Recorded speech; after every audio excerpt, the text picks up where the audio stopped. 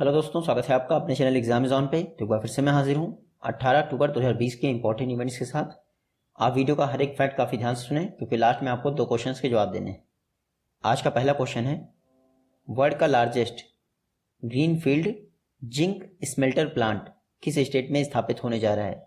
तो विश्व का सबसे बड़ा ग्रीनफील्ड जिंक स्मेल्टर प्लांट स्थापित होने जा रहा है गुजरात में। रिसेंटली गुजरात गवर्नमेंट ने और हिंदुस्तान जिंक लिमिटेड, जो कि वेदांता ग्रुप की एक सब्सिडरी है, इसके बीच में एग्रीमेंट हुआ है जिसके तहत गुजरात में विश्व का सबसे बड़ा जिंक स्मेल्टर प्लांट स्थापित होने जा रहा है।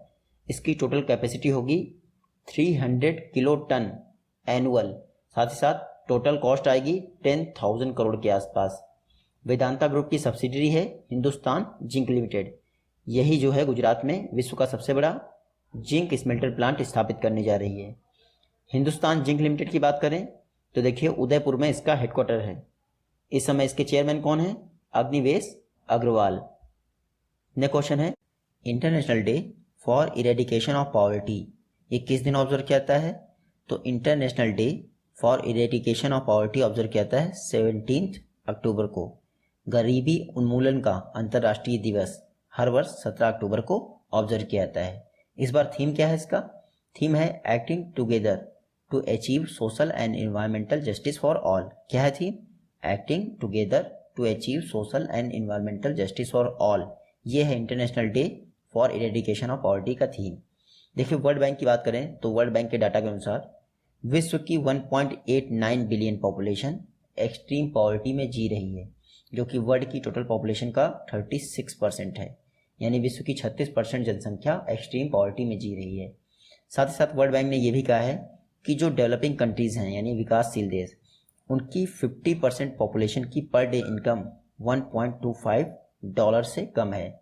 हालांकि गरीबी का जो डाटा होता है उसमें वर्ल्ड बैंक $1.9 पर डे को ऐड करता है। यानी कि अगर आपकी इनकम $1.9 पर डे से कम है तो आप गरीब कहलाएंगे according to world bank. Next question है, IWF international weight lifting federation, इसके एंट्रीम प्रेसिडेंट कौन अपॉइंट हुए हैं? तो इंटरनेशनल वेट लिफ्टिंग फेडरेशन के एंट्रीम प्रेसिडेंट अपॉइंट हुए हैं माइकल ईरानी। ये देखिए ये हैं माइकल ईरानी। यही अब IWF international weight lifting federation के अंतरिम अध्यक्ष अपॉइंट हो गए हैं। माइकल ईरानी किसको रिप्लेस किया है? तो तमस आजान को रिप्लेस कर दिया है। तमस आजान के बाद जाने के बाद ये IWF के प्रेसिडेंट की पोस्ट खाली थी। इस पर एंटरिम प्रेसिडेंट अपॉइंट हुए हैं माइकल ईरानी। बात करें अगर IWF की, इंटरनेशनल वेट लिफ्टिंग फेडरेशन 1905 में इसकी स्थापना हुई थी। हेडक्वार्टर कहाँ है? हंगरी की कैपिटल बुडापेस्ट में इसका हेडक्वार्टर है। तो आप देखिएगा माइकल ईरानी IWF के एंटरिम प्रेसिडेंट बन गए हैं। नेक्स्ट क्वेश्चन है, यूनेस्को में इंडिया के परमानेंट एम्बेसडर कौन अपॉइंट हुए हैं? तो यूनेस्को में इंडिया के परमानेंट एम्बेसडर बने हैं विशाल वी शर्मा। ये देखिए ये हैं विशाल वी शर्मा। इन्हीं को यूनेस्को में इंडिया का परमानेंट एम्बेसडर अपॉइंट किया गया, यानी यूनेस्को में इंडिया के स्थायी प्रतिनिधि बन गए हैं। अच्छा, विशाल वी शर्मा ने किसको रिप्लेस किया है? तो विशाल वी शर्मा ने जावेद अशरफ को रिप्लेस कर दिया है। यूनेस्को की बात करें तो यूनेस्को का फुल फॉर्म क्या है? United Nations Educational Scientific and Cultural Organization. स्थापना कब हुई थी इसकी? 1945 में। हेडक्वार्टर कहाँ है इसका यूनेस्को का? तो पेरिस में। इस समय यूनेस्को की हेड कौन है? Audrey Azoulay. नेक्स्ट क्वेश्चन है, द बैटल ऑफ बिलोंगिंग्स ये बुक किसके द्वारा लिखी गई है? The battle of belongings book को लिखा है शशि थरूर। ये कांग्रेस के लीडर हैं, केरल से चुन के आते हैं शशि थरूर जी। इन्होंने ये बुक लिखी है द बैटल ऑफ बिलोंगिंग्स। इस बुक को आलेफ बुक पब्लिकेशंस द्वारा पब्लिश किया जाएगा। तो the battle of belongings book याद रखिएगा, शशि थरूर। नेक्स्ट क्वेश्चन है, माई टाउन माई प्राइड कैंपेन किस स्टेट या यूटी में लॉन्च किया गया है? तो माई town my pride campaign launch किया गया है JNK। जम्मू कश्मीर के जो लेफ्टिनेंट गवर्नर हैं मनोज सिन्हा, उन्हीं के द्वारा माई town my pride campaign launch किया गया है। इसमें क्या होगा, जो जम्मू कश्मीर में अर्बन एरियाज हैं वहाँ पर राशन की डोर स्टेप डिलीवरी की जाएगी। तो आप याद रखिएगा माई town my pride campaign Jammu and Kashmir में लॉन्च किया गया है। जम्मू कश्मीर में सखी नाम का एक वन स्टॉप सर्विस सेंटर भी लॉन्च किया गया है। क्या? सखी वन स्टॉप सर्विस सेंटर, ये भी जम्मू कश्मीर में ही लॉन्च किया गया है। तो आप ये जरूर याद रखिएगा, सखी वन स्टॉप सर्विस सेंटर और माई town my pride campaign Jammu Kashmir से रिलेटेड है। जम्मू कश्मीर की बात करें तो ये देखिए 31 अक्टूबर 2019 को जम्मू कश्मीर यूनियन टेरिटरी के रूप में जन्म हुआ इसका। वर्तमान में second lieutenant governor Jammu Kashmir के कौन है? मनोज सिन्हा। तो आप इतना जरूर याद रखिएगा। नेक्स्ट क्वेश्चन है, सुप्रीम कोर्ट ऑफ इंडिया द्वारा एनसीआर रीजन में एयर पोल्यूशन को मॉनिटर करने के लिए वन मैन कमेटी बनाई गई है। आपको बताना है इस वन मैन कमेटी के अध्यक्ष या सर्वे सर्वा कौन है? तो इस वन मैन कमेटी के चेयरपर्सन हैं Madan B Lokur. Justice Madan B Lokur committee बनाई गई है दिल्ली एनसीआर रीजन में एयर पोल्यूशन को मॉनिटर करने के लिए। जैसे स्टबल बर्निंग होता है आपका, जिसकी वजह से एयर पोल्यूशन बनता है दिल्ली रीजन में, तो उसको भी देखने के लिए ये मदन बी लोकुर कमेटी बनाई गई है सुप्रीम कोर्ट ऑफ इंडिया द्वारा। तो आप ये देखिएगा दिल्ली एनसीआर रीजन में सुप्रीम कोर्ट ऑफ इंडिया ने एयर पोल्यूशन को मॉनिटर करने के लिए मदन बी लोकुर की अध्यक्षता में कमेटी बनाई है। बात करेंगे सुप्रीम कोर्ट ऑफ इंडिया की, तो आर्टिकल 124 के तहत सुप्रीम कोर्ट का प्रोविज़न किया गया है हमारे कॉन्स्टिट्यूशन में। नेक्स्ट क्वेश्चन है, गवर्नमेंट ऑफ इंडिया ने कहा है कि वो स्टेट्स को जो जीएसटी कंपनसेशन शॉर्टफॉल आ रहा है उसको देने के लिए कितना बोरो करेगी? तो government of India 1.1 lakh crore का बोरो करेगी। कितना? 1.1 लाख करोड़ का बोरो करेगी, ताकि जो स्टेट्स को कंपनसेशन देने में जीएसटी शॉर्टफॉल आ रहा है उसको बेयर किया जा सके। तो जीएसटी कंपनसेशन शॉर्टफॉल से निपटने के लिए government of India 1.1 lakh crore का बोरोइंग करेगी। आप याद रखिएगा। जीएसटी काउंसिल की रिसेंटली बैठक हुई थी। जीएसटी काउंसिल के अध्यक्ष हमेशा फाइनेंस मिनिस्टर ही होते हैं। इस समय निर्मला सीतारमण जी हैं। उसमें कहा गया कि जो जीएसटी कंपनसेशन का शॉर्टफॉल आ रहा है उसके लिए 1.1 लाख करोड़ का बोरोइंग किया जाएगा। अच्छा, जीएसटी काउंसिल संविधान के कौन से आर्टिकल से रिलेटेड है? आर्टिकल 279A 279A के तहत जीएसटी काउंसिल की स्थापना की गई है। नेक्स्ट क्वेश्चन है, जीएचआई ग्लोबल हंगर इंडेक्स 2020 में इंडिया की रैंक क्या है? तो जीएचआई 2020 में इंडिया की रैंक है 94th प्लेस पे है इंडिया। टोटल 107 कंट्रीज के बीच में। लास्ट टाइम इंडिया की रैंक क्या थी? तो 102 102 थी लास्ट टाइम इंडिया की रैंक, इस बार है 94th। इसका मतलब इंडिया ने इम्प्रूव किया है। देखिए इंडिया का स्कोर क्या है? इंडिया का स्कोर है 27.2। 27.2 स्कोर के साथ इंडिया सीरिया जैसे देशों की कैटेगरी में आता है। ये जीएचआई यानी ग्लोबल हंगर इंडेक्स, इसको 4 पैरामीटर्स पर प्रिपेयर किया जाता है। किसके द्वारा रिलीज किया जाता है? कंसर्न वर्ल्ड वाइड और वेल्थ हंगर लाइफ। किसके द्वारा? कंसर्न वर्ल्ड वाइड और वेल्थ हंगर लाइफ। ये 4 पैरामीटर्स आप यहाँ देख सकते हैं जिसके आधार पर इसको प्रिपेयर किया जाता है। एक है अंडर नरिशमेंट, दूसरा है अंडर 5 मोर्टेलिटी रेट, तीसरा है वेस्टिंग और चौथा है स्टंटिंग। देखिए वेस्टिंग में इंडिया की जो सिचुएशन है वो बहुत ख़राब है, यानी हाइट की अपेक्षा जो चिल्ड्रंस होते हैं उनका वेट अंडर 5 ईयर में बहुत कम है। नेक्स्ट क्वेश्चन है, आईबीए के नेक्स्ट चेयरमैन कौन अपॉइंट हुए हैं? तो इंडियन बैंकिंग एसोसिएशन, इसके नए चेयरमैन अपॉइंट हुए हैं राज किरण राय। ये देखिए राज किरण राय, ये यूनियन बैंक ऑफ इंडिया के सीईओ हैं। इस बार इंडियन बैंक एसोसिएशन के ये चेयरमैन बन गए हैं। अच्छा, इंडियन बैंक एसोसिएशन के वाइस चेयरमैन या फिर डेप्यूटी चेयरमैन कौन बने हैं? तो दिनेश कुमार खारा को इंडियन बैंक एसोसिएशन का डेप्यूटी चेयरमैन बनाया गया है। आप याद देखिएगा। इंडियन बैंक एसोसिएशन की बात करें तो 1946 में इसकी स्थापना हुई थी। हेडक्वार्टर है मुंबई में। अब इसके चेयरमैन कौन बन गए हैं? राज किरण रॉय। नेक्स्ट क्वेश्चन है, आसन कंजर्वेशन रिजर्व, ये इंडिया का 38वां यानी 38वां रामसर साइट बना है। आपको तो ना आसन कंजर्वेशन सेंटर कहाँ स्थित है? तो आसन कंजर्वेशन सेंटर स्थित है उत्तराखंड में। उत्तराखंड में यमुना नदी के किनारे देहरादून के आसपास जो है गढ़वाल रीजन में ये आसन कंजर्वेशन सेंटर स्थापित है। ये इंडिया का 38वां रामसर साइट बन गया है। आप देखिएगा इंडिया में अभी तक 37 रामसर साइट थी, अब 38वीं यानी 38th रामसर साइट बन गई है आसन कंजर्वेशन सेंटर, जो कि उत्तराखंड में स्थित है। देखिए रामसर साइट आप सभी को पता है आर्द्र भूमियाँ होती हैं।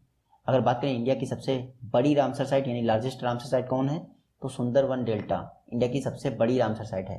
वहीं सबसे लॉन्गेस्ट रामसर साइट कौन है? तो वेमनाड लेक केरल में स्थित है, वो इंडिया की लॉन्गेस्ट रामसर साइट है।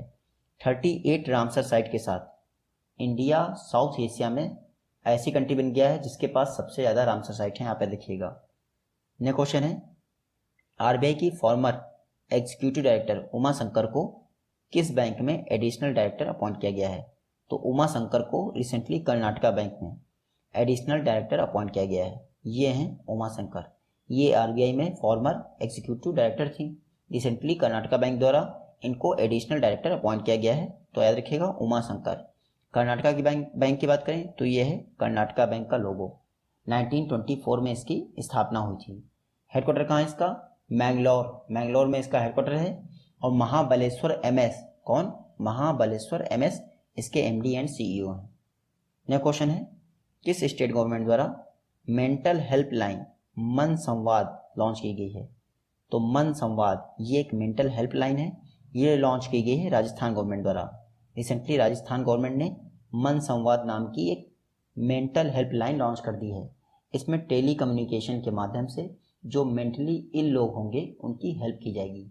तो मन संवाद मेंटल हेल्पलाइन है राजस्थान गवर्नमेंट की। कल ही मैंने आपको बताया था राजस्थान पुलिस द्वारा आवाज कैंपेन लॉन्च किया गया था। कौन सा? आवाज कैंपेन लॉन्च किया गया था राजस्थान की पुलिस द्वारा वुमेन सेफ्टी पर। राजस्थान की बात करें तो ये है मैप में राजस्थान। कैपिटल जयपुर है, लेकिन इसका हाई कोर्ट कहाँ है? जोधपुर में है। आप याद रखिएगा। जैसलमेर यहाँ की गोल्डन सिटी है और जयपुर पिंक सिटी। ये जो आपको लाइन दिख रही है ये पाकिस्तान से बॉर्डर बना रही है, जिसको रेड क्लिफ लाइन कहते हैं। Red Cliff line India Pakistan और इंडिया बांग्लादेश के बीच में बॉर्डर बनाता है। राजस्थान के सीएम कौन है? अशोक गहलोत। गवर्नर कौन है? कलराज मिश्र। नेक्स्ट क्वेश्चन है, प्रोफेशनल इंजीनियर बिल प्रिपेयर करने के लिए एमएस अनंत की अध्यक्षता में किसके द्वारा कमेटी बनाई गई है? तो एमएस अनंत कमेटी बनाई है एआईसीटीई ने, all India council for technical education द्वारा एमएस अनंत कमेटी बनाई गई है ताकि प्रोफेशनल इंजीनियर्स बिल को प्रिपेयर किया जा सके। तो आप देखिएगा, प्रोफेशनल इंजीनियर्स बिल प्रिपेयर करने के लिए एमएस अनंत कमेटी बनी है और इसको बनाया किसने है? AICTE, all India council for technical education. 2 दिन पहले मैंने पढ़ाया था आपको, जो हमारे स्टूडेंट हैं इंडियन स्टूडेंट्स, उनमें इनोवेशन, नेक्स्ट जनरेशन का इनोवेशन प्रमोट करने के लिए एआईसीटीई द्वारा माइक्रोसॉफ्ट के साथ पार्टनरशिप की गई थी। तो आप ये भी याद रखिएगा, एआईसीटीई इसकी स्थापना कब हुई थी? 1945 में। हेडक्वार्टर न्यू दिल्ली में है और इस समय चेयरमैन कौन है? अनिल सहस्त्रबुद्धे। नेक्स्ट क्वेश्चन है, मनोज कुमार भारती को इंडिया द्वारा किस कंट्री में नेक्स्ट एम्बेसडर बनाया गया है? तो रिसेंटली मनोज कुमार भारती इंडोनेशिया में इंडिया के नए राजदूत अपॉइंट हुए हैं। ये देखिए, ये हैं मनोज कुमार भारती, ये इंडोनेशिया में इंडिया के नए राजदूत यानी एम्बेसडर अपॉइंट हुए हैं। यहाँ पर देखिएगा, ये देखिए मैप में इंडोनेशिया। रिसेंटली इंडोनेशिया ने अनाउंस किया था कि वो अपनी कैपिटल जकार्ता से ट्रांसफ़र कर देगा और ईस्ट कालीमंतान पे शिफ्ट कर देगा। तो ईस्ट कालीमंतान इंडोनेशिया की फ्यूचर की कैपिटल होगी। रिसेंटली इंडोनेशिया में ही मनोज कुमार भारती इंडिया के ब्रांड एम्बेसडर बने हैं, जो कि 1988 बैच के आईएफएस ऑफिसर हैं। इंडोनेशिया के प्रेसिडेंट कौन है? Joko Widodo. करेंसी क्या है? रुपया। नेक्स्ट क्वेश्चन है, किस पेमेंट फर्म द्वारा 11 क्रिकेटर्स को अपना ब्रांड एम्बेसडर बनाया है? तो रिसेंटली भारत पे ने 11 क्रिकेटर्स को अपना ब्रांड एम्बेसडर बनाया है। ये देखिए, ये हैं 11 क्रिकेटर्स जिनको भारत पे ने अपना ब्रांड एम्बेसडर बनाया है। और ये ब्रांड एम्बेसडर का टर्म क्या होगा? टीम भारत पे इसके रूप में ये मार्केटिंग करेंगे भारत पे की। तो आप देखिएगा, 11 क्रिकेटर्स को भारत पे द्वारा अपना ब्रांड एम्बेसडर बनाया है। भारत पे के फाउंडर एंड सीईओ कौन है? अशनीर ग्रोवर भारत पे के फाउंडर एंड सीईओ हैं। नेक्स्ट क्वेश्चन है, फेमस पर्सनालिटीज हैं, रिसेंटली इनका निधन हो गया। पहले हैं शरद कुमार कर। ये देखिए, ये हैं शरद कुमार कर, ये ओडिशा स्टेट असेंबली के स्पीकर रह चुके हैं। शरद कुमार कर, तो इनका नाम जरूर याद रखिएगा, ओडिशा स्टेट असेंबली के स्पीकर रह चुके हैं। दूसरे हैं किशोर भिमानी। ये देखिए, ये हैं किशोर भिमानी, फेमस स्पोर्ट जर्नलिस्ट रह चुके हैं किशोर भिमानी, तो इनका भी नाम याद रखिएगा। शरद कुमार कर ओडिशा स्टेट असेंबली के स्पीकर, रिसेंटली इनका निधन हो गया। Kishore Bhimani famous sport journalist, recently इनका भी निधन हो गया।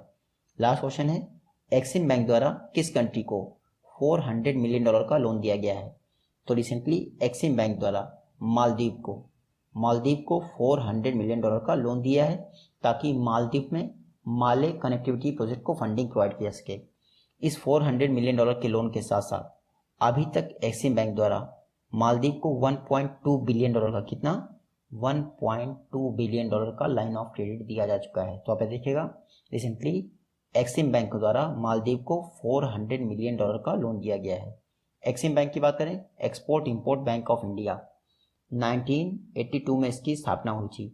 हेडक्वार्टर इसका मुंबई में है और वर्तमान में सीईओ कौन है, डेविड रस्किन इसके सीईओ हैं। आज की वीडियो से ये क्वेश्चन है, आई होप कि आप इन दोनों का जवाब दे पाएंगे। जल्दी ही मिलते हैं आप सभी नेक्स्ट वीडियो में, तब तक के लिए take care, good bye and Jai Hind.